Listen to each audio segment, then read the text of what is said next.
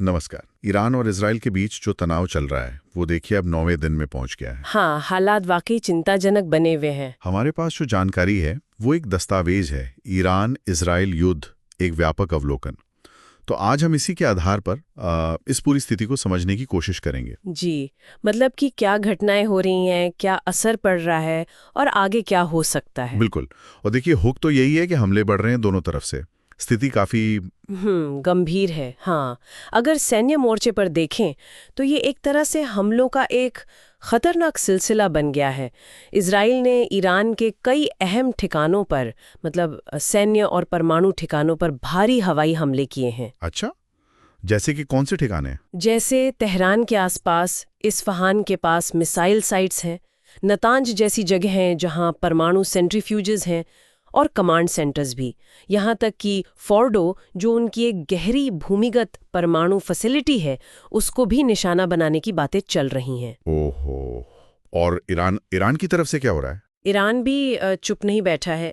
उन्होंने भी हाइफा, तेल अवीव जैसे इजरायली शहरों पर मिसाइलें दागी हैं, ड्रोन हमले किए हैं। हाँ, मैंने सुना। और चिंता की बात यह भी है कि बिरशेवा के सुरू का अस्पताल पर भी हमला हुआ है। जी, ये बहुत गंभीर बात है।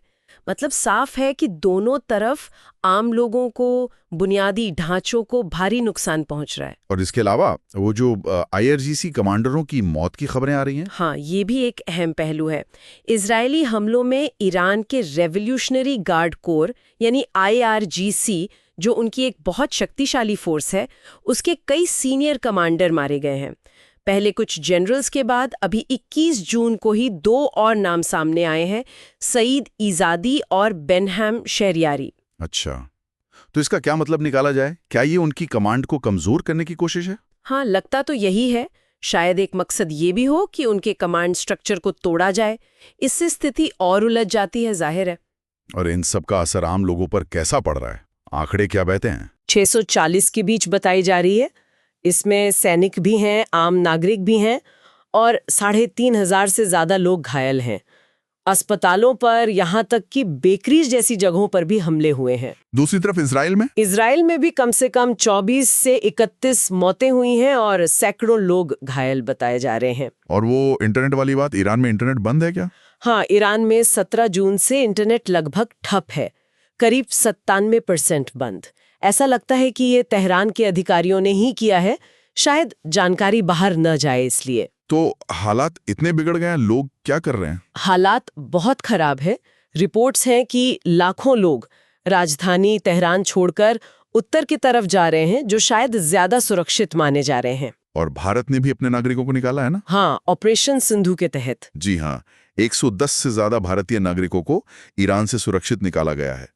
ये दिखाता है कि जमीनी हकीकत कितनी गंभीर है। और क्या ये लड़ाई आसपास के देशों में भी फैल सकती है? देखिए, ये खतरा तो बना ही हुआ है। इराक में जो ईरान समर्थित हथियारबंद गुट हैं, उन्होंने धमकी दी है कि अगर अमेरिका बीच में पड़ा तो वो भी कार्रवाई करेंगे। ओहो, तो मतलब ये मामला और बढ़ सकता है। बिल्कुल। डर यही है कि ये सिर्फ ईरान इजराइल तक न रहे, पूरे क्षेत्र में फैल जाए। इन सब के बीच कोई कूटनीतिक हल निकालने की कोशिश हो रही है? कोई बातचीत? कोशिशें तो हो रही हैं, ऐसा नहीं है कि नहीं हो रही। यूरोप के देश जिनेवा में बैठकें कर रहे हैं। फ्रांस के राष्ट्रपति मैक्रों और कुछ और नेताओं ने प्रस्ताव भी रखे हैं, जैसे ईरान अपना परमाणु कार्यक्रम सीमित करे, मिसाइल प्रोग्राम रोके, चरमपंथी गुटों को मदद देना बंद करे। लेकिन ईरान मान रहा है? नहीं, ईरान का रुख बिल्कुल साफ है। उनका कहना है कि जब तक हमले बंद नहीं होते तब तक कोई बातचीत नहीं, पहले युद्ध विराम चाहिए उन्हें। अच्छा, तो बातचीत रुकी हुई एक तरह से। और अमेरिका के क्या स्टैंड है? राष्ट्रपति ट्रंप कुछ करने वाले थे? हाँ, राष्ट्रपति ट्रंप ने कहा है कि वो 2 हफ्ते में फैसला लेंगे कि क्या सैन्य दखल देना है या नहीं। खासकर वो फोर्डो को बंकर बस्टर बमों से उड़ाने पर विचार करने की बात थी। और उन्होंने तेहरान को चेतावनी भी दी है ना कि उन्हें खमेनी के ठिकाने का पता है। जी हाँ, ये चेतावनी भी दी है, लेकिन अभी तक अमेरिका ने कोई सीधी सैन्य कार्रवाई की नहीं है। और IAEA, UN वगैरह?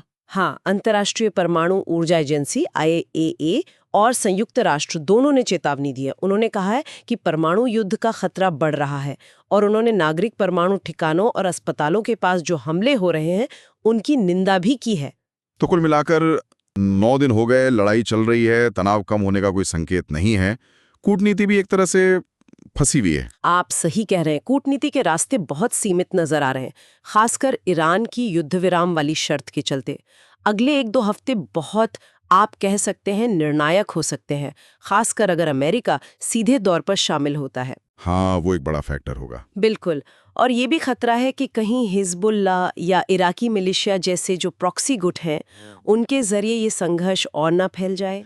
तो अगर हम संक्षेप में देखें तो ये एक बहुत ही उलझा हुआ संघर्ष है।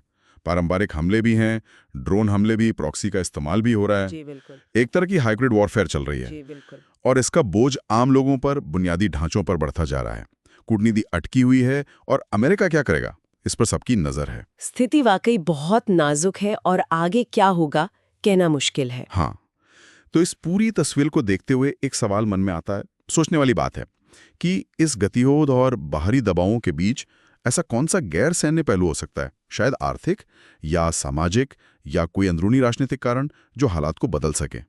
मतलब या तो तनाव कम करने की तरफ ले जाए या फिर इसे एक बड़े क्षेत्रीय संघर्ष की तरफ धकेल दे। ये वाकई एक अहम सवाल है जिस